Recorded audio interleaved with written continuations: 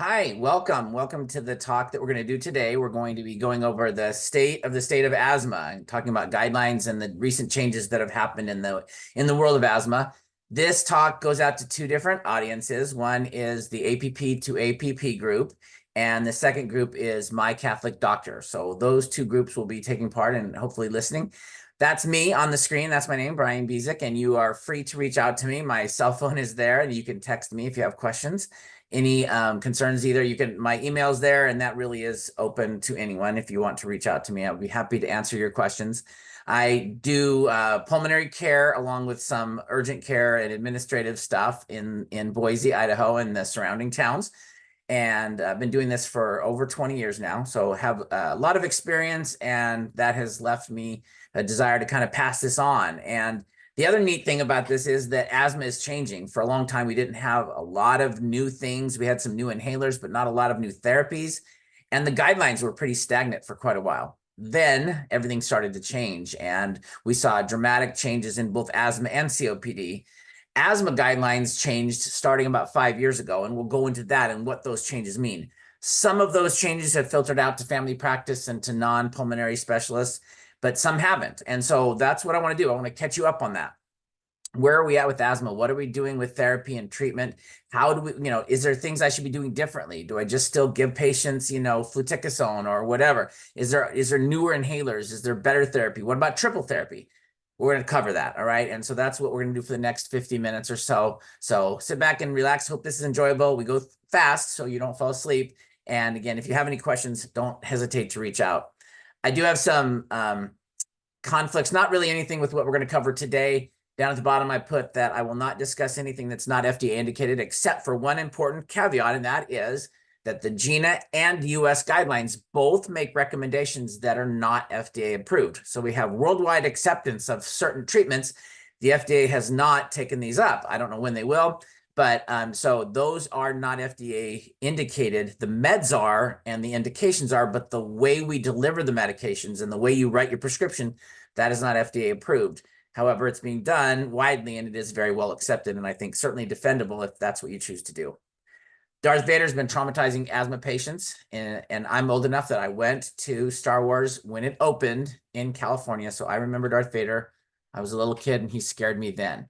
So we're going to review the medication classes and then talk over guidelines and review the best practices. The medications, to me, I think if you start any asthma talk with this, it sets us up for success, because there are three types of medicines. That's it. There's lots of inhalers, and there's different shapes and sizes, but there's three types, three classes. How we use those three classes is the core of treatment for asthma and COPD, both.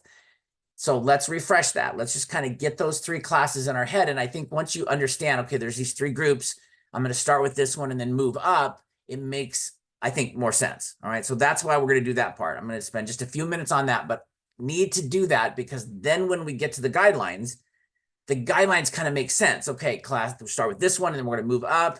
And that's what we need to do. All right. And it makes sense, I think, also when we come, why did the guidelines change? What did we do differently? What needed to change?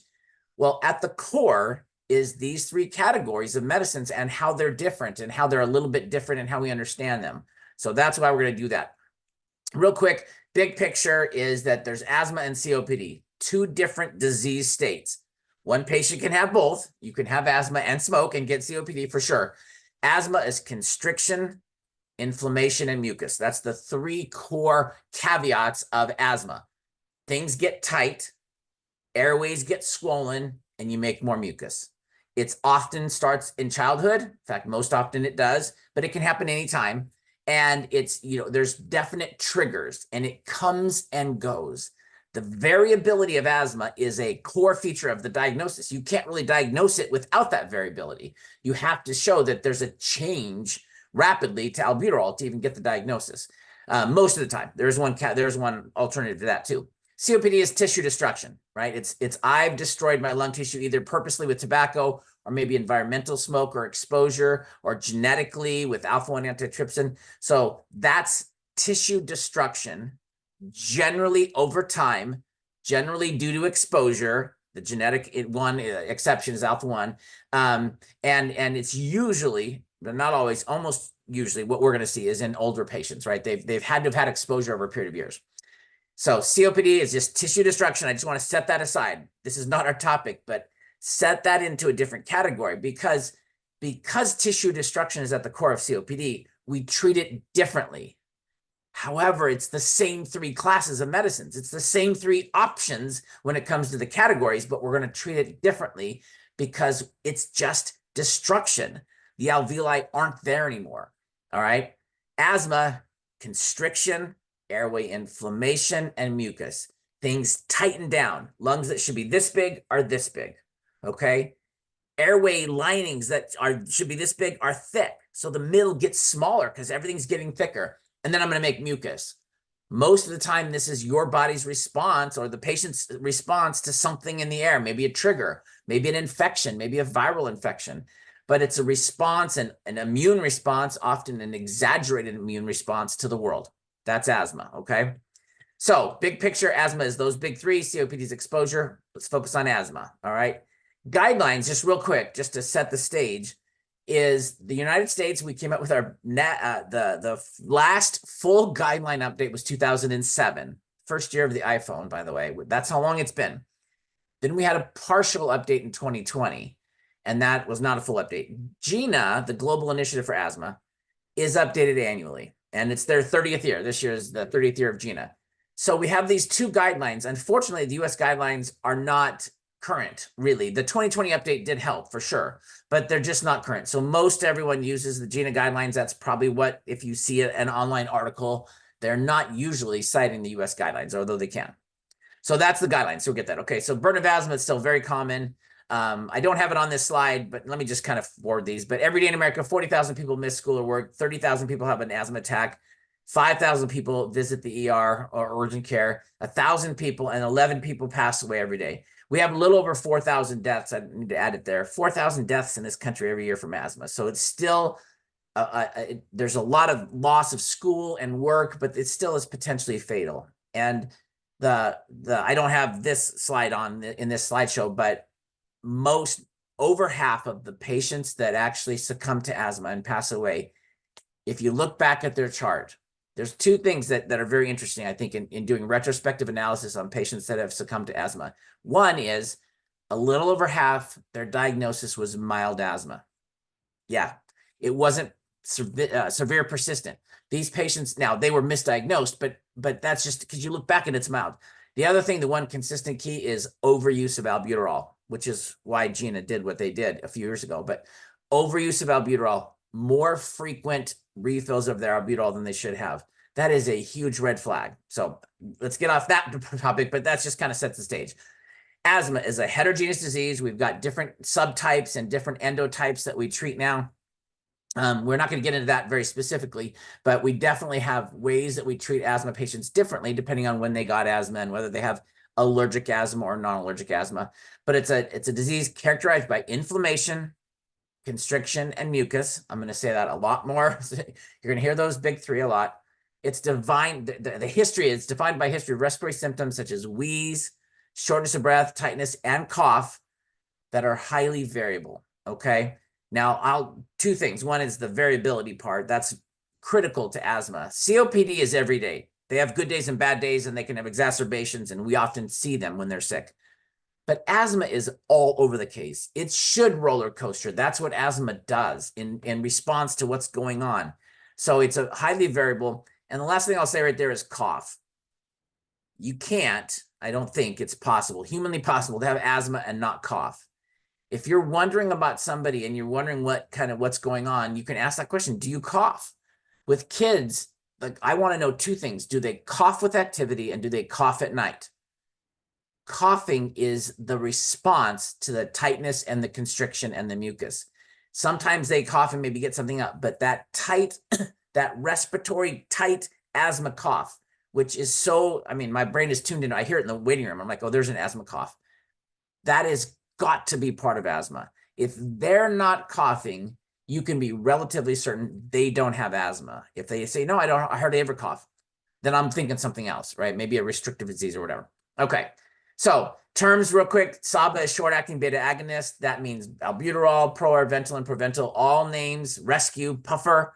All of those are terms that we'll use interchangeably here. LABA is the same thing. I tell patients a long-acting beta agonist, I say, this is just albuterol, but it's a kind of albuterol that lasts for 12 hours or maybe 24 hours. Okay, so that's a long-acting beta agonist. When you see ICS, that's a steroid, that's Flovent, fluticasone, Qvar, Pulmicort, all different types of inhaled corticosteroids. And steroids come in every form, right? It's the only medicine you can get in a cream, in a gel, in an inhaler, inject it, suppository, pill. You know, steroids come in every form imaginable. LAMA, now this is the one category that maybe we're kind of familiar with, but probably the least so. Muscarinic agents, muscarinic antagonists are the LAMAs and the SAMAs, okay? These are, for instance, what's found in Spreva, which is a generic tiotropium. These are bronchodilators is their category. I'm going to show you why that's kind of not a great term, but these dry up mucus and they help dilate. So that's what this category does. That's why this category is the preferred category for COPD, while it's the last one for asthma. So we're going to talk about those in just a second. MDI, meter dose inhaler, and then DPI, if you see that, that's a dry powder inhaler. So it's just a medicine that comes in a dry powder. The one thing about DPIs is as they sit in the inhaler in Advair or Wixela is the generic for that, as they sit in the inhaler, they are inactive and you have to disaggregate those molecules to get them to work. So DPIs do take a little more force to inhale. Not as big a deal with asthma, but that is a huge issue with COPD. And a big part of my talk on COPD is just, what if they're not getting the medicine in? Okay. So that's some terms. Okay. So we've got three categories. These three blue boxes, let's fill them in. The first category is the albuterol category. So it's just albuterol, whether it's a short acting and we call it albuterol, whether it's a long acting and we call it a long acting beta agonist. These are bronchodilators. They take tight airways and make them bigger. That's their job, okay? Smooth muscle contracts, constricts, gets smaller, smaller. Let's relax that. Let's force those muscles to relax and open them up. If it's albuterol, I'm getting the medicine all at once, and it lasts a couple of hours and goes away. Now, how long albuterol lasts is inverse to how much tightening there's, how sick they are. The sicker the patient, the less time albuterol lasts. Because the sicker they are, the harder the body's trying to contract, right? It's pushing and the albuterol is relaxing. So how well the albuterol works is going to be opposite of how sick you are, right? And it's just because it's fighting this battle. That's why I say albuterol will always work. It always does its job. It always does it. But if the body's fighting hard, it may take more to get where I feel relief and unlock those lungs. That's why sometimes we'll give them a neb treatment, wait a couple minutes, give them another one, and then I'll stack a third. I don't have any problem stacking 3 nebs in a row, which is equivalent to about 9 puffs of albuterol, if needed, in the right. I'm not telling you to do that. I'm just saying that if we need to get it in and we're certain there's bronchoconstriction, you can keep giving albuterol, and eventually it'll break through. Some things about albuterol, it's a short-acting bronchodilator, relaxes smooth muscle. I'm a chemistry guy, so binds to beta receptors on smooth muscle, causing a billion exactly things to happen. And the calcium drops and the cell relaxes. So that's what it's doing. It's causing the muscles to relax. Get it in there, it'll do its job. Salmeterol, formoterol, volanerol, just the same thing. They're just albuterol, but they last 12 or 24 hours depending on the medicine, okay? Same airway, left-hand side is constricted, right-hand side is relaxed. That's the difference. Breathing through a straw or breathing through an airway, all right? What a difference, right? But if you get it in there, it'll help. Now with COPD, let me pause for a second and get on a tangent, which I will do a lot. This isn't happening a ton for most COPDers without asthma. So one interesting thing is, okay, if this isn't happening, if the COPD is the one on well, it's on my right. I don't know which side it is for you because I think my camera is flipped, but if the big one, all right, if that's the COPDer, why would I give them albuterol? Why would I tell my COPDer to have an albuterol inhaler? If they're on the other side, why would I do that? Well, they may not be tight, but the answer to that little trivia question, and I've asked lots of people of all different medical backgrounds, physicians on down, and the answer is there's resting tone. We all have some level of resting tone. So if I relax that resting tone, I can make it even a little bigger than it normally is. And that's why albuterol, long and short acting, can be helpful for COPD. So now you know the trivia question. These are the inhalers, overwhelming, I know. But anyway, those right there are the albuterols. So if I want an inhaler with just this first class, just albuterol, short acting, that's my options. If I want albuterol that's long acting, okay, I've got this option over here, okay? I've got Ceravent, which most people don't use, but it's still out there. All right. If I want albuterol long acting with something else, so I've got the albuterol part and I'm going to add something on top, I've got that category. Okay. So albuterol by itself, short acting, albuterol by itself, long acting, which we call LABA, and then LABAs with something long acting. Now this will be updated and I'll show you. This is already changed. This one is 2 years old, but this is already, there's a long acting steroid, if you will, and then a short acting beta agonist that's new and it's coming out next month, or it'll be widespread use next month. So I'll show you that in a second. This is where you can get this download if you want. So if you want to get this, it's the Asthma and Allergy Network. They're a nonprofit. I'm not selling you anything. You can download this for free. You can buy copies. They're a group that's started by a mom who didn't have resources. And anyway, they're an amazing group. There's no profit here. They produce all these posters. You can get posters in Spanish. Great resource for you. All right. That's first group. All right. Set that aside. Second group is the steroids. They're all long acting. None of them are short acting. The long and short acting doesn't really apply. They reduce inflammation and they don't really care why you have the inflammation. I don't care. Are you sick? I don't care. You inhale, I had a guy that roasted marshmallows last summer. I just remember because it was like my first worst exacerbation from what I think was roasting marshmallows. But anyway, it doesn't care. I don't care why you have it. Steroids don't care, right? Honey badger don't care. They don't care. They're going to knock down inflammation. Corticosteroids bind to the receptor and they change the genes, right? They're going to change how the cells function. Many, many effects. I think this is interesting. I will not read that line to you, but if you're bored, I think the way steroids work is fascinating. And this is a tiny snippet of what they do. But every inflammatory mediator, almost, not all of them, but almost every inflammatory mediator is suppressed when you give steroids. Okay, just keep that in mind. So many actions, one goal, reducing inflammation. Most aspects of inflammation are affected. So you really do reduce inflammation dramatically with steroids. Now they're getting into the cell, they're getting into the DNA. So are they going to work in 10 minutes? No, right? I've had people that say they take their, steroid inhaler, their fluticasone, and it helps in 10 minutes. It can't, but that's okay. If it helps, right? But it's not really doing anything at the source in that time. This, I think, is just interesting. Hopefully, this is a little bit of a side note, but this is our own steroids. We all have them inside of us. Look on the far left. 8 a.m., they're peaking right about 8 a.m. So this is testosterone, estrogen, the suppressive steroids that keep our inflammation down are at their peak in the morning, and they're at their trough at night. And one of these was cortisol, and the other one was, I don't remember. It doesn't really matter. The lines are, they're just slightly off. It doesn't really matter. They're at their lowest in the morning. I mean, they're at their lowest at night. Excuse me, I said that backwards. So highest in the morning, lowest at night. Now, remember, if I give you prednisone and I say, here's 40 milligrams of prednisone, take it at dinner, you going to sleep? No. 4 hours later when that hits, those steroid levels are high, and patients don't sleep, right? They're up all night. They want to eat everything and punch the wall. That's the side effects of prednisone. We have to have low levels of steroids to sleep. So our steroids have to be at their lowest when we sleep. They have to be at their highest when we're awake. This is why asthma cough at night is so problematic and so different. Cough at night is different than daytime cough for this reason right here. All right. And this is why, I will do what's called chrono dosing, and I'll dose the prednisone or Pediapred or whatever we're using to kind of offset this if we can. And I'm not expecting you to do that. I'm just saying keep this in mind. And this is why nighttime cough.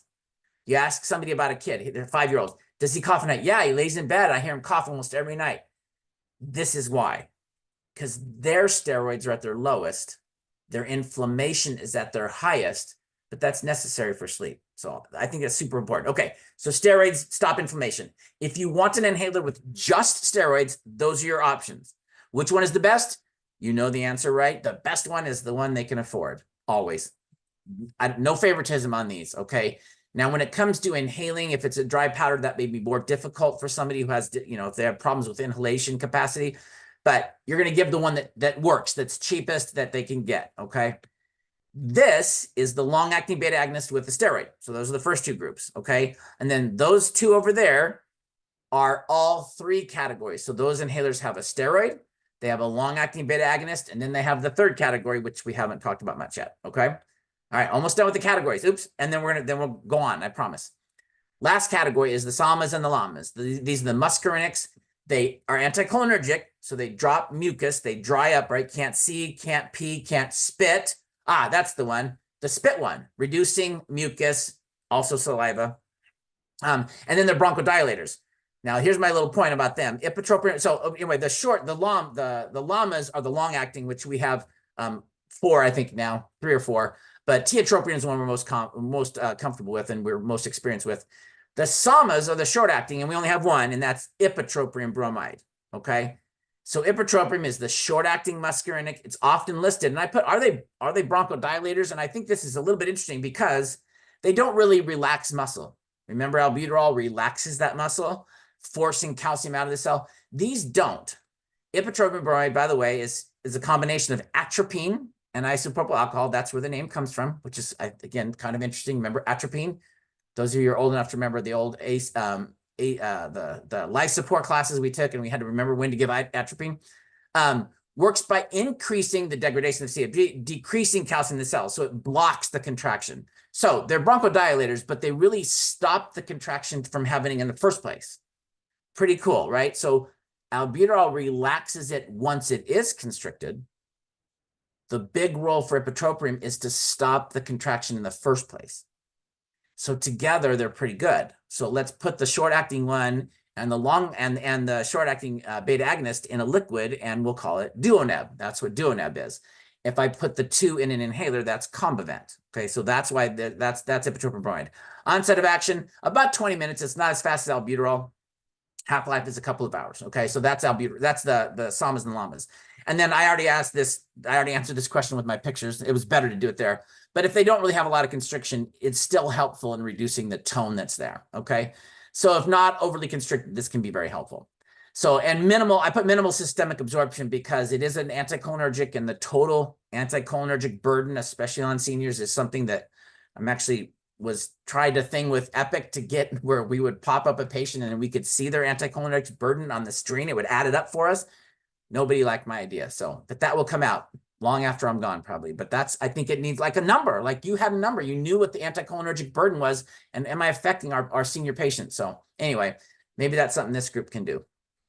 But there's minimal absorption, thankfully, for these. So if you just want short-acting short-acting muscarinic and a short-acting albuterol, there's your option, Combivent. It's just a rescue inhaler. In this case, it comes out as a mist, but it's got the 2 short-acting medicines, okay? If I just want the long-acting muscarinic, those are my options, okay? So Atrovent, Incruzalip, Breva, and Tudorza. All of them are great. Get whatever's covered, okay? That's fine. It's just a long-acting muscarinic medicine, all right? If I want a long-acting with a long-acting beta agonist, those are my options, okay? So Stiolto, you may have heard that, Bevespi, or Anora.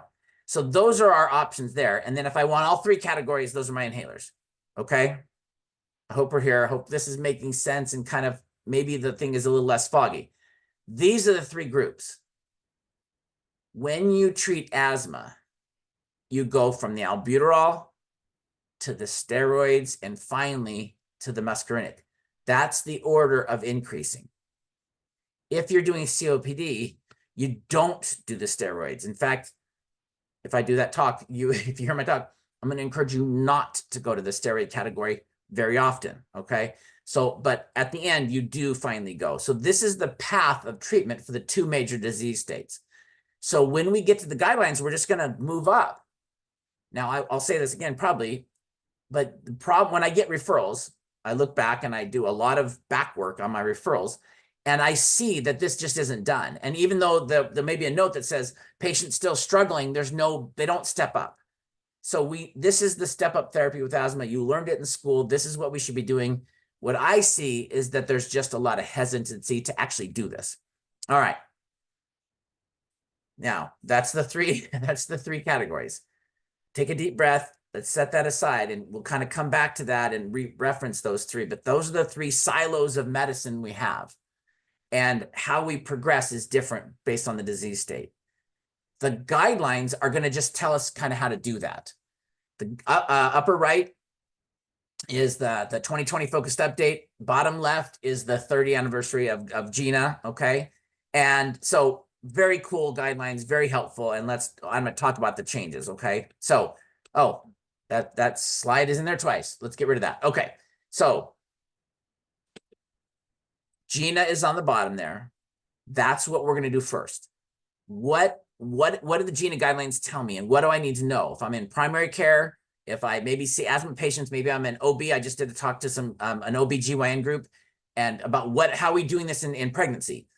If you're treating, let's see what the guidelines say, because there's some big changes. Okay, so first change about 5 years ago was albuterol.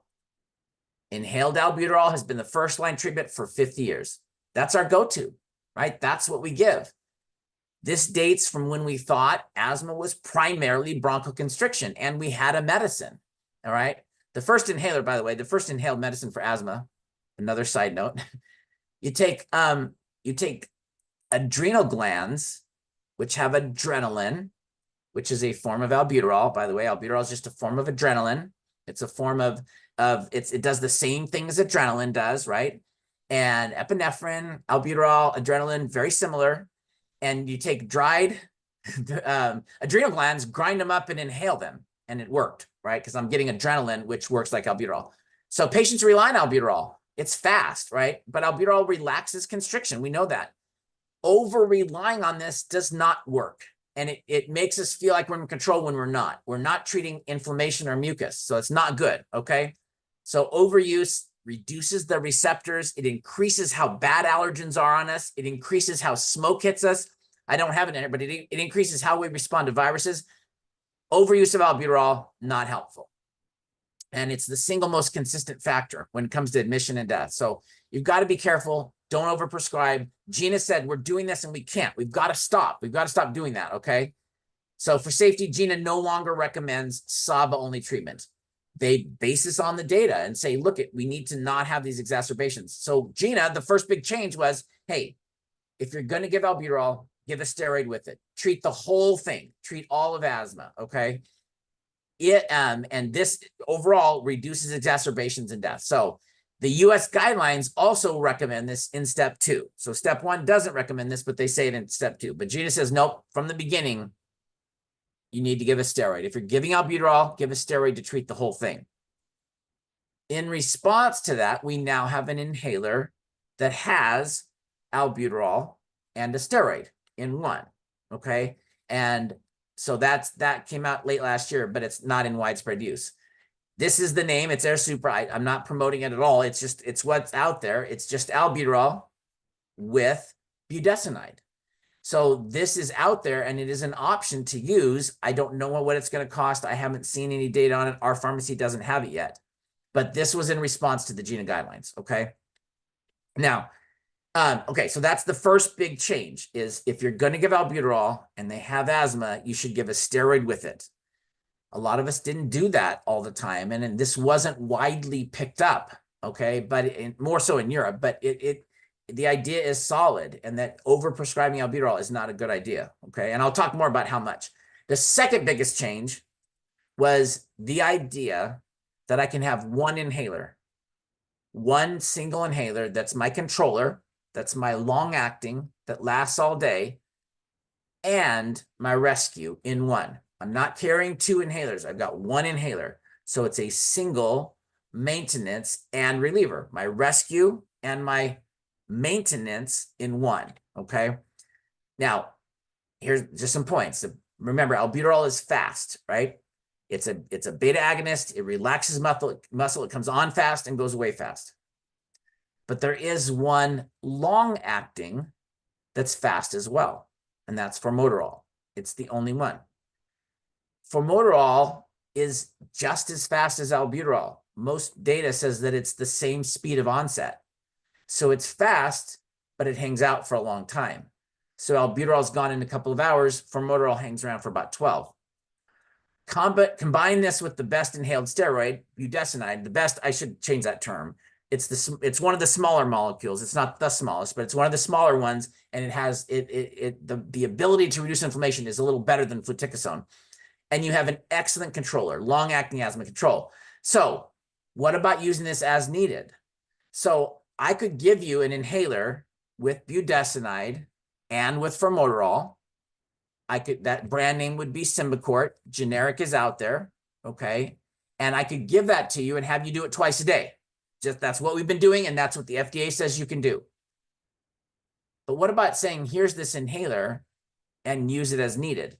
That's the idea behind smart therapy, all right? It's as fast as albuterol, but lasts about 12 hours. Can this be a controller and a rescue inhaler at the same time? This is just one of the references. There's lots out there, and I'm going to show you something in just a second from GINA that they just put out. But SMART is single maintenance and reliever, and you can use it as needed. And the data is really strong. Okay. Now, GINA calls this MART. So SMART or MART, kind of depends on, US kind of refers to it as SMART. GINA calls it MART therapy. Not FDA approved, but is recommended. Very reasonable to try. Right now, we're doing this in mild to moderate asthma only. Okay. Severe asthma, I think it makes sense. If somebody has severe asthma, they can't really use something as needed only. They really need to be on daily therapy, although many of our patients do the as needed anyway. I just want to share with you the data. I'm not going to go through this. Well, let me point out a couple of things. So this is from GINA. This is their MART or SMART data. If you just look at the three little boxes on the left, where those darker squares are on the left-hand side, and that's the data that favors using this over all the other options. This is why there's such a strong recommendation. When patients have as needed combination with a steroid like budesonide and a long-acting form of albuterol, in this case, it's formoterol, they do better. And all the data supports it, whether it's using it against a steroid that somebody uses as needed or a steroid that they use twice a day with or without albuterol, the data is strong, okay? So that's some of the data. This is kind of how GINA shows it. Smart therapy is okay. If you look on the far left, it says steps 1 and 2, and we're going to show you those steps in just a second. But using budesonide formoterol as an inhaler, using it one inhalation whenever needed. So if they have very mild asthma, say, hey, here's this inhaler. It's brand name Symbicort or it's generic budesonide formoterol. Give whatever's cheaper. Usually the generic is cheaper, although sometimes, believe it or not, I can get the brand cheaper. It depends on their plan. But give them what's cheaper. One inhalation anytime. If they step up and they need more, you can do this once a day, and then any other time you can do it as much as needed. Okay, so do it every morning, but then go ahead and do it during the day whenever you need it. If they're a little bit more, maybe I could say, hey, look, do 2 in the morning, 2 at night, and then in the middle of the day you could do as much as needed. You can do 1 or 2 extra puffs. And finally, if they're really sick, they could do 2 in the morning, 2 at night, and do 1 whenever it's needed. Now, if you treat asthma, you see this, and there's 2 big issues. Number one, this is not FDA approved. That means insurance doesn't like it, and you have to be very careful how you write the prescription. I'm showing you this because literally every piece of data and every guideline change is on this right here. It's giving a single inhaler for rescue and controller, using it at different levels because the data is so much better. Less exacerbations, higher quality of life, FEV1 goes up, less ER visits, less admissions. It shows that this works because you're getting the medicines you need. You're getting a steroid and a long-acting beta agonist at the same time, okay? So how you deal with this is, up to you. The other big problem is that if somebody starts to do this, they're going to run out early, and that's exactly right. The inhaler that's brand name Symbicort or the generic budesonide formoterol, that is 2 puffs in the morning, 2 puffs at night, 4 a day, 30 days in a month, okay? So that's the number of puffs you get. You get 120 plus a few. they're not going to last if they're doing 12 or 15 puffs a day. Plus, you would want to know that, right? So that's the big one. So that's the dosing over there on the side. I just want you to know it's an option. I do this routinely with my patients. I write the prescription for 2 in the morning, 2 at night, so that I can get it filled. And then I give them written instructions about how to do it. And I'll show you the written instructions in just a second. This is a little bit more on how to do it and some of the just kind of indications that GINA says. This is all from last year. The 2024 GINA is not, if it's out, I haven't read it yet. But if you see in the middle, I point out that it says there's a maximum of 12 inhalations a day, and that's fine. That 12 is not too many, and they'll do fine. The side effects from the beta agonist are not, they don't add, they're not additive. So if somebody does 2 puffs in the morning and 2 puffs at noon, they're not going to get a ton more tachycardia or anything. That actually doesn't happen. It doesn't happen with albuterol, and it doesn't happen with formoterol. Those do not stack. At a certain level, probably about 4 puffs for most people, the side effects level off and they really don't keep going up. All right. So very safe to do. And then this is just some more data. I just put that up there for reference. If this is something you want to read about, you can just kind of pause the slideshow and read a little bit more about it and some of the references, so you know, not just making this up. The very last line, Jackie, is the journal that is the best one for me, and for if you do kind of look into any journal for asthma and allergy and immunology. The Jackie is our practice one, and it's the one that is really geared toward practice for family practice as well as asthma and allergy. So that article right there in 2022 was great about this. If you need an asthma action plan to do smart therapy, here it is. And that's the big one. So this is a great asthma action plan. And it just says, hey, look, here's your inhaler. It's the only one you need to carry. Use it however you write here. Maybe it's once a day and then extra, or maybe it's just as needed. Okay. So that's right from GINA. All right. So 3 categories of medicine. How are we doing on time? 3 categories of medicine. We use them differently. We know we have guidelines, and the 2 big changes are, 1, don't give albuterol by itself. Give it with a steroid. Again, whether you do that or not is up to you. This is GINA's just saying do this, okay? The second thing is, look at if we're going to give a long-acting beta agonist and a steroid together, we can use them as needed. You can use it once a day and then as needed. You can use it twice a day and then as needed.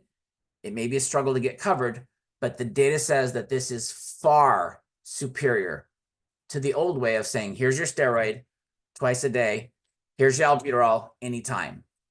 You could still do that, and maybe you have to for whatever reason, but doing it this way is better. It's just better in every category, okay? All right, I'm going to stop saying, I keep saying that over and over. A little more about the guidelines and what they talk about. The only thing I want to do in the diagnosis, well, a couple things. I'll go through this very quickly, but GINA had made a very important change that I think is critical to family practice and those of you who don't practice in asthma every day, and those of you who may not have access to spirometry or PFTs. So this is the typical course. Top box says, do they look like they have asthma? Yep. Do they have a history that supports asthma? Yep. You get a spirometry or PFT and they reversed? Yep. Asthma. Great. Great. That's what we learned in school. Walks, looks, and talks like asthma. I test them and they get PFTs or spirometry. They've got asthma. Look on the side. If they don't have a history, they don't cough, remember? I had a patient not last week, but the week before, 61-ish and diagnosed with asthma, onset at age 58. Does that, do you ever talk to your dog and your dog goes like that? So I always tell people, if you do this to a patient, get a PFT, because if you're going, what? You know, hey, wait, this doesn't make sense. You had no asthma, no allergic history, no family history, and you just developed asthma at age 58. It's not going to be asthma, right? I mean, I appreciate that they sent the patient to me, but the diagnosis of asthma is completely irrelevant. I guess it's possible, but 98% of the time that's going to be a COPD or a restrictive lung disease. You don't just get asthma at age 58 usually. So GINA says, look, if it doesn't look, walk, or talk like asthma, then look for something else. And then if everything looks like asthma and you get spirometry that's normal, quote, which is a whole nother talk, which I hope I can do, because that whole idea of normal spirometry for both asthma and COPD is a problem. But if you get that, then it says, go ahead and try them on a treatment and then recheck. This is the point I wanted to show you. Patient comes in, it sounds like it might be asthma. Their history supports it, but for whatever reason, you can't get spirometry, or you don't have time to get spirometry, or the spirometry lab is closed because of COVID, or whatever. GINA says, look it, go ahead and treat them. Treat them appropriately. In this case, it would be with either an albuterol and a steroid or smart therapy, whatever, but treat them. Have them come back and see what happened. How did you do? And if they come back and like, oh my word, this was amazing, or they're, like, my kid doesn't cough at night anymore. You can diagnose asthma based on a robust response to therapy. And that's what I want to encourage you to do. People they kind of don't like to give the diagnosis of asthma, but if they really respond, and the GINA has, how do I monitor? What does really respond mean? Well, I don't get into it, but the next slide has a little bit on there. Okay, so I'm showing it to you. I'm just not going to get into the details of what that means. But, if you think about albuterol or formoterol, it's a medicine and it's a test. It's your test. It's like giving nitroglycerin for angina. I mean, it is the test. What symptom do you have? I was coughing. Okay. Did you do your albuterol? Yep, I did. 2 puffs. What happened? My cough was gone in 1 minute. Okay. Did you do it? Yeah. 5 times I took albuterol for my cough, and every time the cough went away. Okay. That's spirometry right there. Now, I'm still going to get spirometry, but they just answered your question, right? I mean, they could be making it up, and albuterol is a stimulant a little bit, so maybe they just feel good. But if you have symptoms and they respond, GINA says, go ahead and diagnose them. And then when you can, test them, figure it out, because sometimes we miss things. All right, so that's what they say on that. This is the data. I'm not going to get into this and what does it mean and how do you notice, but you can do peak flow and monitor them without doing spirometry. If you do spirometry, that's the data right there in the middle, okay? And it's an increase, either their volume or their speed, or both go up, okay? That's how they do it. This, I don't really, my box off to the side. I don't really have time, but this is just, there's my Yorkies in the background. Sorry, ignore the dogs. But that is just showing you that there's a reversibility component. And so they did the breathing test, they got albuterol, it relaxed and opened, and now they're better, okay? That's the reversibility. In this particular one, 20% change. Okay, so that's the diagnosis. Just treat them if you need to and monitor their response. When we get into the guidelines too, the other part is just determine whether are they in control? So every time a patient comes in, every time, whether they're sick or not, your primary job is to find out, hey, is it working, right? Because we've already diagnosed them, so that's different. We've already done that. I need to determine if they're in control. Are they doing well? If they're having an exacerbation, ask them how they do when they're not sick. You're going to have one plan for getting them better and another plan for keeping them better. So, hi, Mrs. Jones. I know you're not feeling good today. No, you've been sick. Okay, you had COVID or you had an RSV, whatever. You had a viral infection. I need to treat your asthma today and get you off of this exacerbation. So maybe we're going to do a macrolide or prednisone, whatever. But I need to know, when you're not sick, how do you do? What's going on when you're not sick? Are you able to breathe normally? Can you do the things you want to do? And so let's treat you, but then let's get you on a therapy that keeps you better. This is the single best way to determine how they're doing. This is a question you ask. And if they're sick, you want to say, how are you doing when you're not sick? So look at this and how are you doing when you're not sick? Okay. This is the cycle that GINA recommends. You're going to diagnose them in the upper right. They're going to get treatment. You're going to have them come back and ask them, how are you doing? Can you do the things you want to do? Are you active? Can you do what you want to do? Good asthma control means minimal symptoms. They can do what they want to do. They're not coughing at night when their steroids are lowest. Can they do what they want? I ask kids, what do you do at recess? I play soccer. Okay, can you play soccer? And if I had $1, if I had a chronological log of every time a kid has said, well, I play for 5 minutes and then I stop because I can't breathe, and I say, do you coffee? Yeah. The parent has no idea, or they do PE and they stop. So find out what they're doing. No severe flares, minimal SABA use. And I ask them, okay, if you're using your albuterol, or if it's smart therapy, when you're using your rescue inhaler, tell me why you did that. Why did you reach for that inhaler? What made you reach for it? Well, I was coughing. Okay. Did the cough better? So I'm not concerned about the fact that they got their inhaler as much as I am what happened that made you think I need it. That symptom is what I want to know. and I want to minimize that symptom because it made you think I need help. If somebody goes through, I need an inhaler, but pretend this is my inhaler. It's not, it's a pen. It's cheaper than an inhaler. If somebody has an inhaler and it's albuterol for the sake of argument, that has 200 puffs, 200 puffs. If somebody goes through one of those in a month, that means 100, they do 2 puffs at a time. 100 times in that month, they thought, I need help. 100 times. And they used their inhaler 100 times in a month. Don't refill that. That is not okay. Do not do that. Something is going on. A lot of times it's not related to asthma and they're just doing it. Okay, that's fine. That's habitual use. Find out.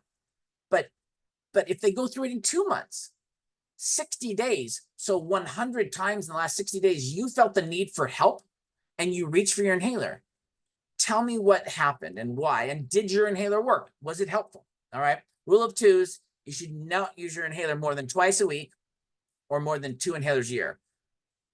This is evolving as we do more smart therapy, but that's kind of the old adage of the rule of 2s. And it's a really good kind of rule to go by because that means more than twice a week, they thought, I need help. Something's up. More than 2 times a week, control was not achieved. All right. All right. So the GINA guidelines, 30 years. These are the best. I just say that I need to get rid of the word best. Get rid of that because that's not a good word, but they are the most current and they're most updated. Good for the non-asthma specialist as well. So they're really geared towards the family practice or general practitioner that's not doing asthma full time. And it's their 30th year. Okay. So that's the GINA. Let's look at that. So now here's the guideline. It's overwhelming, right? All these things, all these guidelines, but keep in mind, we have the 3 categories and we know the 3 categories well. Okay. We know which order to go in and we kind of understand the diagnosis part. So this is easy. GINA says, hey, look it, you've got these steps. Step 1, this is the first track on top. This is how GINA does it. Preferred control and reliever using, so right there on the left-hand side of that red box, using ICS formoterol, that means steroid, remember ICS is a steroid, and formoterol as the reliever. Now, budesonide formoterol is the most common one, but there is mometasone formoterol as well.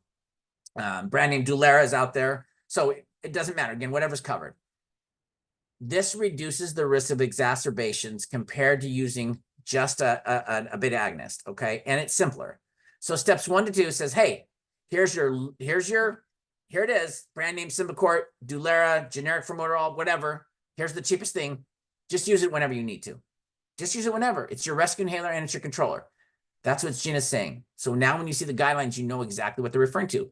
Track 2 says an alternative control and reliever before considering a regimen with SABA reliever, check to see. So they do this is the kind of the older guidelines, even though they're only a few years old. Look at, here's albuterol and here's a steroid. When you do the albuterol, do the steroid. Now remember, those 2 just got combined into a new inhaler, Air Supra, which is coming out now. So if you choose to do that, that's fine. Whatever works for you, okay? Neither of these are FDA. The bottom one's not is FDA approved. The top one's not. But these are both guidelines. So however you want to do it. Then you have them come back. How are you?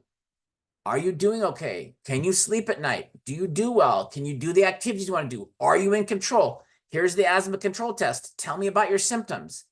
If you're sick today, how do you do normally? Ask those questions. Determine, see that little circle on the top where it says assess, adjust, and review? Determine how they're doing.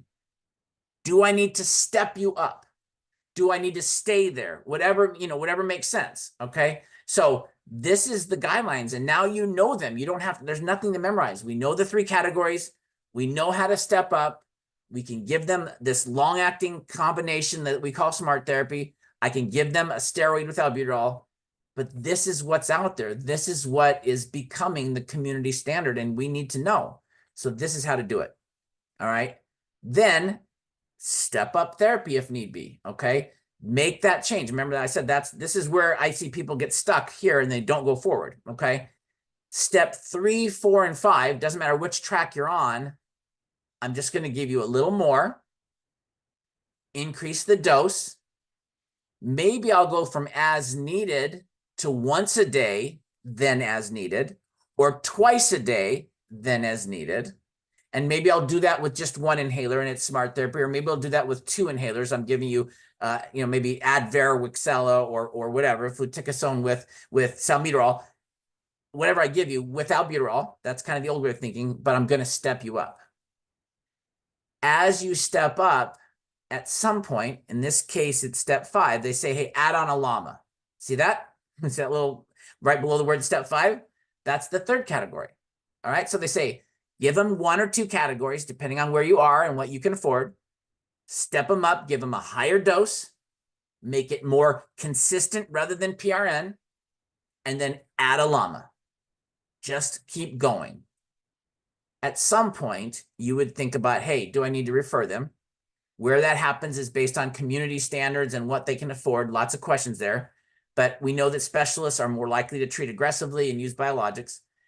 And the other thing is, at some point, I'm going to add in montelukast, and I have a slide coming up on that. So this is it. This is all the guidelines you need to know. And the US guidelines are very similar, so it's not going to take any time at all. 3 categories. I start based on what they can afford and what I want to do, but smart therapy is the best if you can give it. Advance them as they go up, increase the dose, be more regular, add on that 3rd category when I can, if need be. Consider referral at that point, okay? That's it. That's the guidelines. And if you kind of get that, you're at. Now, step 5 says add on LAMA, refer for assessment, and consider doing, doing more therapy. Now, the box at the bottom, which is small print, because I'm going to cover it here in just a second. So ignore the little fine print, because I'm going to cover that here in the next slide, next couple of slides. Okay. Now, so I made it bigger. Sorry, I forgot. I did. I'm like, that's so small. So this is that. I'm just going to blow it up right there. So it says add on LAMA, refer for assessment. Tiotropium spiriva is the LAMA. That's the most common. There are other ones. I'm sorry. I'm not trying to give preference to that company, but that's the one we're most comfortable with. Okay. So you can give that. That's an add-on LAMA. The biologics are at the bottom of that first box. Those medicines, the best way to think about a biologic is when it works, it doesn't make asthma better. It tends to make asthma gone or close to gone. In fact, just last year, for the first time ever, we have definitions for what it means to be in asthma remission. We're not going to get into that, but it's very interesting that for the first time, we have well-recognized and agreed upon definition of remission. Crazy to think of that, right? But we do. That is an antibiotic, right? Z-Pak, right? You always say patients come in and they should just put on their chief complaint. They have a Z-Pak deficiency, right? They're deficient. They haven't had their Z-Pak this month. That's funny because it's funny, and I said it, and it's always funny. But it is very true that macrolide antibiotics are very helpful when it comes to asthma in certain conditions. With COPD, they're almost always beneficial during exacerbation. But with asthma, they can be because they're really an anti-inflammatory. So we're using the antibiotic as an antibiotic on the outside chance, the 2 in 100 chance that they have a bacterial infection or co-infection. But it is a very good anti-inflammatory. So I have a slide coming up on that in just a second. This is my slide on montelukast. So montelukast is singular, a very good medicine. I put montelukast is very helpful for asthma, but not for allergic rhinitis. Okay.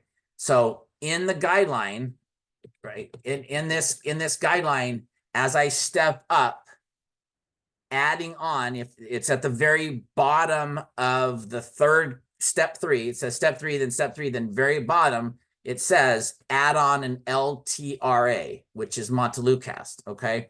So it's saying go ahead and add that on at this point. So that's from step 3 forward. It's adding this is great.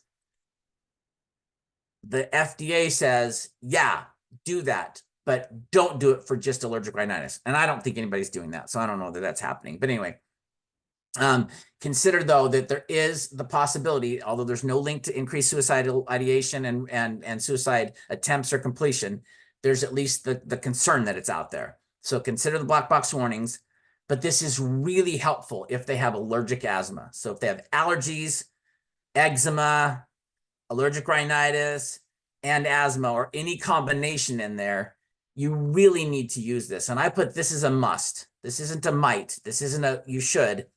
If they have been on steroids even once, the biggest benefit of montelukast is that it's steroid sparing. Patients on montelukast, appropriate patients have less steroids, both inhaled and oral. So that's why we really want to try it, okay? And it's also, and I don't know, maybe you know this, I ask people and they don't always know it, montelukast is excellent for exercise-induced bronchospasm, okay? So if you have patients with exercise asthma and you want to give them albuterol, that's great. If they want to do 2 puffs of albuterol only, they don't need a steroid generally. This is the kind of the caveat to the guidelines. But if they have exercise-induced asthma and you want to give them 2 puffs before exercise, great. Maybe they do it before a basketball game or before practice. If they say to me, I did 2 puffs before my basketball game and I was great, I could breathe the whole time, I didn't do 2 puffs at halftime, I didn't cough, I was great, then that's it. Okay, use it whenever you want to. You don't need it very often, you do great.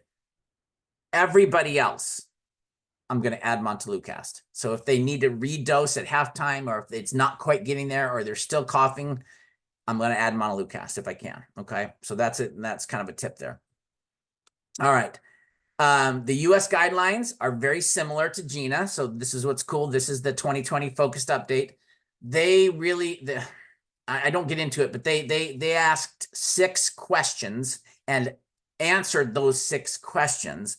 However, the questions were asked 6 years or so before the guidelines came out, and then they were answered 3 years before they were published. And so by the time they were published and answered, they kind of had changed the question and some of the problems. So I'm not getting into those, but you can read that if you want. Oops, the guidelines are very similar to GINA. Step 1 says just do albuterol, right? So the US guidelines don't have that steroid thing in the beginning. But then in step 2, they say, okay, now we're going to mimic GINA. We're going to give a steroid plus as needed albuterol. And then, and then we're just going to advance. So everything else is kind of the same. Add in montelukast. Consider adding in that 3rd category of muscarinics. If you get a little bit further down the line, consider referral for biologics and move on. Okay, that's kind of the goal. So this is a blow up of that step 1 and 2, daily low dose steroid. And as needed with as needed. So at the very beginning, here's albuterol, and that's it. If I need to step you up, I'm going to go albuterol with steroid, and then I'm going to go from there. GINA says start with albuterol and steroid from the beginning and do them together, okay? This is just some of the data that they have in the US guidelines. I just want to make that box bigger, so I know that's small. So let me blow that single box up and show it to you. Individuals 12, so use albuterol as needed. The intensity of treatment depends on the severity of symptoms. Remember, I said that before. The US guidelines made a point of saying, hey, this is okay. Do 2 puffs.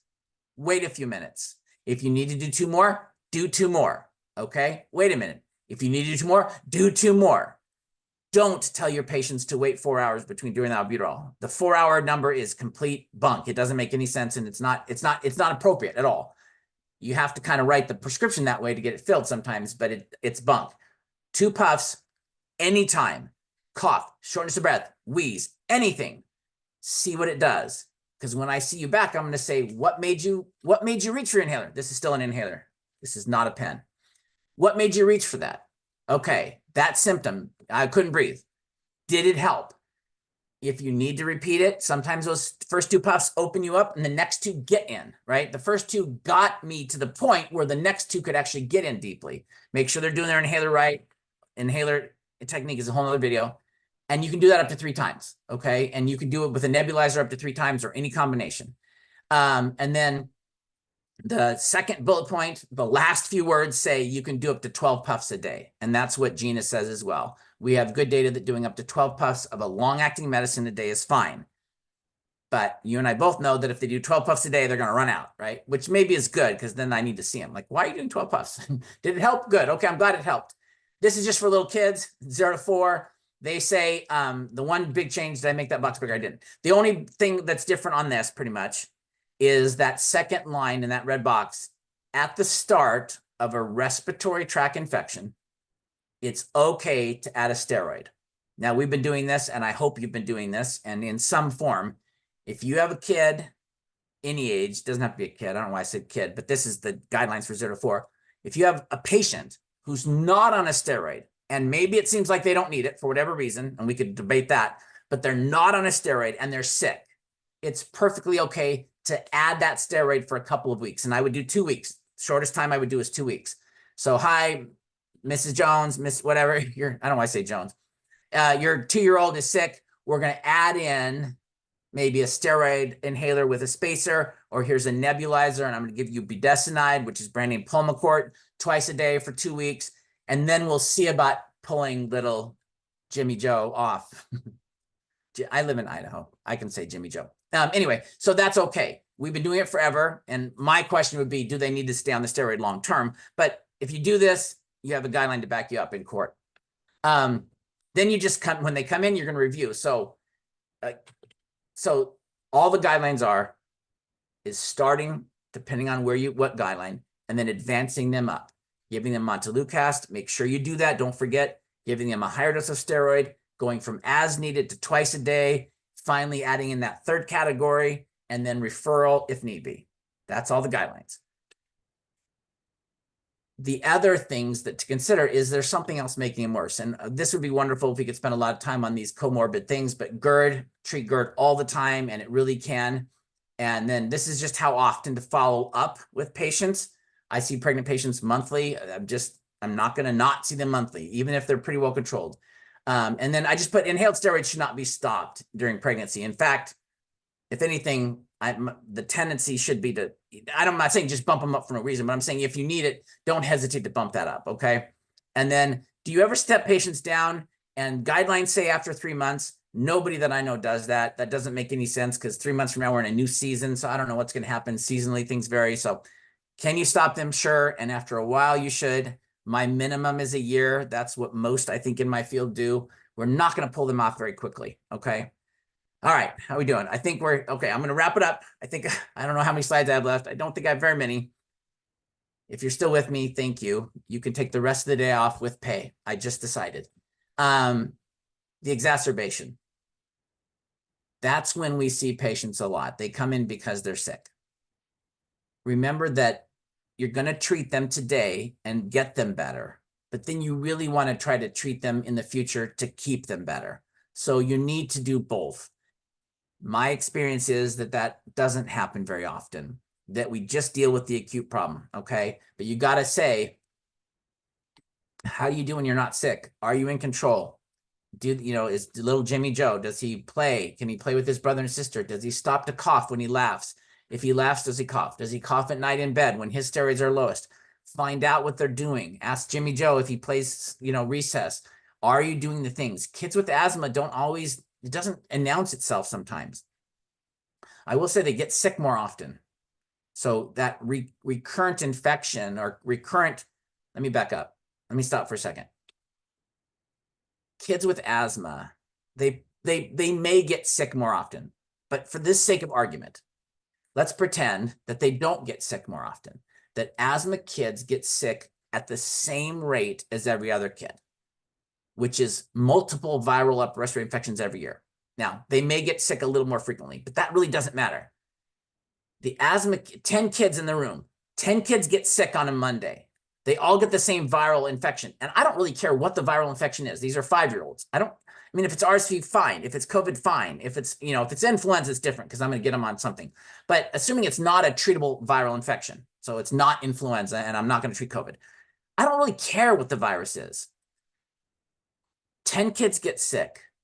4 or 5 days later, 9 of the kids start to get better. The asthma kid doesn't. They get more sick, more symptomatic. The parents will say it dropped into their chest, more cough, more mucus, more phlegm. That's asthma. That's how asthma presents in little kids. Cough when they play, cough at recess, nighttime cough, sick. Parents will have to say more often, but that's probably not the issue anyway. It's that it really does cause all this inflammation that the other kids don't get. Their body is ripe for inflammation. And as soon as they get sick with whatever, it drops in their chest. So what you are treating is that. It's the aftermath of this viral infection and this prolonged cough and mucus production, and prolonged inflammation and bronchoconstriction. That's what we're going after with the exacerbation, okay? When you have significant increase in albuterol, wheezing, you need to treat. Options, you can increase the meds they already have. Hey, you're on, smart therapy once a day, let's go to twice a day. Okay, so you can do that. You can increase what they already have. You can add in a macrolide, okay? So adding in a macrolide, I think I did add a slide on that in a second. Add in an oral prednisone in some form, right? Try to do that. Now, if you do prednisone, couple things, kids, a 0.5 to 1 milligram per kilogram is often enough. You can dose it once a day. If you dose it at night, you can do like, if you're going to do morning, then maybe do morning and like 4 in the afternoon. So maybe they get some sleep, but you can usually kids can be dosed daily and do just fine. Okay. Adults, I put 40 milligrams for 2 days, 20 milligrams for 3 days. That's often plenty for asthma. They don't have to go longer. Consider nebulized therapy. So if they're struggling, maybe they need to go on a nebulizer for a while. I'm a big fan of nebulizers when I'm not certain the inhaler is getting in for whatever reason, age, coordination, muscle strength, hand strength, whatever. I'm a big fan of nebulizers because it's a known quantity. They can do it and get it in. All right. And in the end, you're going to try to figure out what happened. Why did this exacerbation happen? Did they run out of medicines or was it just a viral, whatever? Some notes on PO steroids. Tapering, you don't have to taper. Well, I just said taper just a second ago, didn't I? I said you don't have to taper. You don't have to taper. And in fact, I would encourage you to never, ever, ever put a patient on a steroid dose that requires tapering for this. For something else, it's fine. I'm talking about asthma or COPD. So tapering is not because you have to, it's because you can. You can give them. It takes less to keep them better than it does to get them better. So I'm tapering because I can. I like this. This is my thing. I've never seen any data on it. If there is, share it to me. For the right patient, not everybody. But here's 20, here's 10, 15, whatever, prednisone, 20 milligram pills. Here you go, take them. What I want you to do is take 2 a day, every day till you're about halfway there. And then you drop to 1 a day until you're back to baseline, okay? And again, this is in the right patient, the one that you know is going to do it. I provide a written plan, but this gives them the ability to taper quicker if they can, or hang on a little longer, all right? And I'm not going to give them enough to do anything anyway. I'm not giving them 100 prednisone, but I like that. I call it daily dosing. You're going to take 40 milligrams, and then every day when you wake up, you're going to get up and walk around and take a shower and then decide, do I need 40 milligrams today? I'm not quite there. Okay, I keep going. But then as soon as they can drop to 20. This is for adults, obviously. Don't do this on a 2-year-old or you will be having another lecture. Note on nebulizers. Nebulizers, known quantity.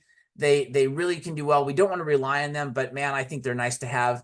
I just put, if you're doing Pulmicort, which is generic budesonide, it's okay to add the albuterol right in there. You can put it in the same one. You can pour them both in that same volume. Makes it longer, but it does work. And then if you are using a short-acting medicine for asthma, you can really always should use Duoneb, which is albuterol and ipratropium. Under 2, we don't have a lot of data, but over 2, I would use both if you can. And you don't have to give the whole thing. Parents say, it takes so long and they get hyper. If they're mild, they're not doing too bad, and you want to give a half a treatment and turn it off and set it right next to the bed, and then they can do the rest in the middle of the night if they need it. Now, this isn't severe patients. I'm talking about, towards the end of these infections. And then I put the other thing you can do if you're doing a nebulizer is hey mom, is there a game on your phone that they really like, or can you download one? And the rule is they can only play on that game with their mask on. All right. They don't have to be actually hooked up to the nebulizer, but like they put the mask on and then they can play that game. And pretty soon kids wear the mask all day and they don't want to take it off. And so and then some days you have to no more nebulizers today. I told you. So that's just a little tip for little kids. Okay. So I thought I had another thing on, I don't. I thought I had a thing on macrolides. But macrolide antibiotics, just a side note, azithromycin is the one we use most. And but the things that apply to macrolides may apply to doxy and some other things, but they are very, very potent anti-inflammatory without being a steroid. So sometimes you can get by with using a macrolide for 5 days without the prednisone. Not always, of course, but it is an option. And in COPD, I recommend it a lot.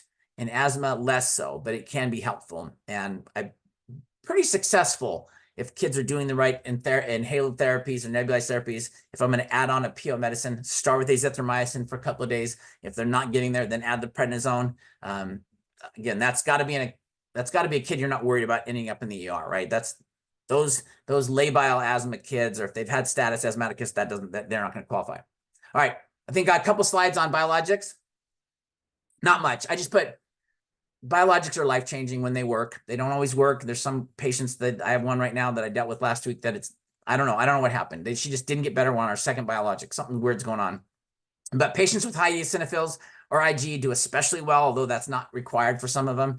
And I just refer patients early on if they're struggling, if they're on lots of steroids, please let us help. Okay. If you want to do blood tests, if you want to get a CBC and get a total serum IG, that's great. That's helpful. Yeah. In fact, I'm done. So that's biologics. They're out there. They're evolving. Very helpful. Very expensive.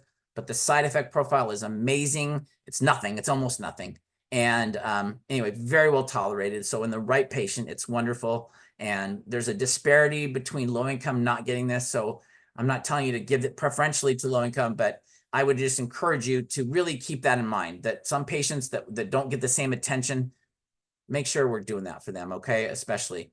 That's an asthma action plan. So if you want, that's that same Asthma Allergy Network. If you want that, that's the same website I gave you before. Wonderful to do these, have them in the room, write them up, and encourage the kids to get along, to be a part of that. That's the asthma action plan. That's the link, sorry. And then there's an inhaler technique video. I don't know if that link will work well, but inhaler technique, super important, and just encourage you to practice with them, train a couple of your MAs to do this in clinic so they can train them. And so when I go into the room, the asthma control test, their scores are filled out. I can see that. I don't have to worry about it. They've had inhaler technique gone through by, if you have a trained MA, and all that stuff's done when you go in the room so that you have time to do the asthma therapy. That again is me. That's my phone number and email. And if you want to reach out to me anytime, happy to answer your asthma questions. Thanks for sticking around.